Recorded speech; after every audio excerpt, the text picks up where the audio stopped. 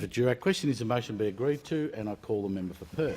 Thank you, Mr. Speaker. I thought we were going to get something a little bit profound today, that we might really get some sort of insights about the needs of Northern Australia. But what we got was a recitation of a set of statistics that anyone that has anything to do with the economic growth of Australia is well and truly familiar with. I mean, it seems the member believes that she's just discovered that we've got Asia up there and there's this massive market. Can I say that this has been a great process that's been happening in Australia since the Second World War, since the days of John Curtin, where we've gradually come to realise that our geography is something that will ultimately determine our destiny.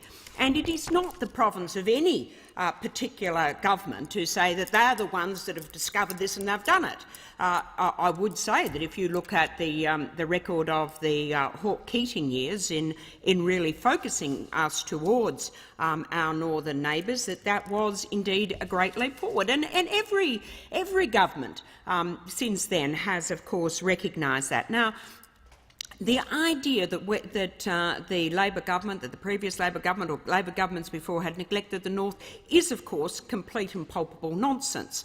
And I certainly, as the minister responsible for building ports and roads in Western Australia, was well and truly aware of the difficulty of extracting any money out of the Howard government to do any of the great big projects that we needed in Western Australia. And I've said before in this place, you know, if we look at what we were able to get and to get funding from the federal Labor government in the North, it has been critical.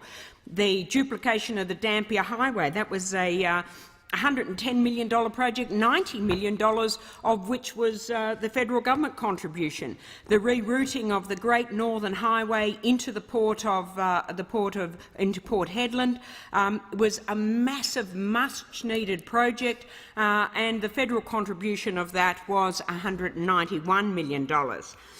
We go to the Ord River, $195 million contributed by federal Labor into the expansion of the Ord River, and a further $10 million committed to advance the rollout of Stage 3.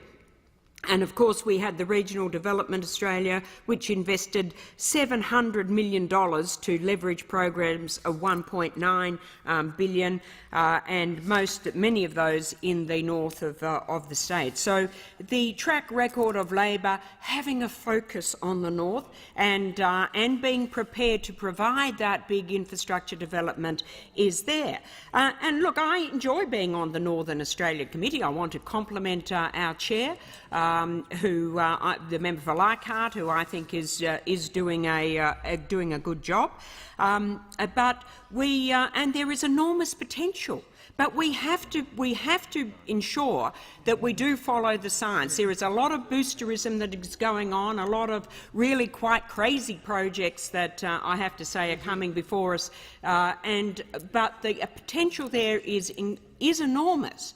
But we must be disciplined about this, and we must be looking at the evidence that we are getting from the CSIRO as to what is sustainable. There's enormous potential that we've seen to develop irrigation, not doing massive dams on rivers, but in using a sustainable yield from the groundwater. We could see 120,000 hectares of new irrigated land that would enable us to really lift not only agricultural production, not only horticultural production, but indeed have our beef industry in the north of Australia a much more vertically integrated operation, seeing us being able to finish off cattle, have abattoirs there and really be the food processor, the food bowl for Australia.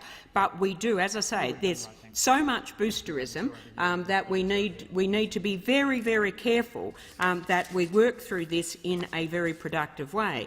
And I also say that it is absolutely essential, if we are to get the proper development of Northern Australia, that we need to make sure that we are bringing the Indigenous communities with us, that we're not slashing and burning their opportunities to get themselves into a sustainable position through the slashing of health funding and the slashing of their Member family for services.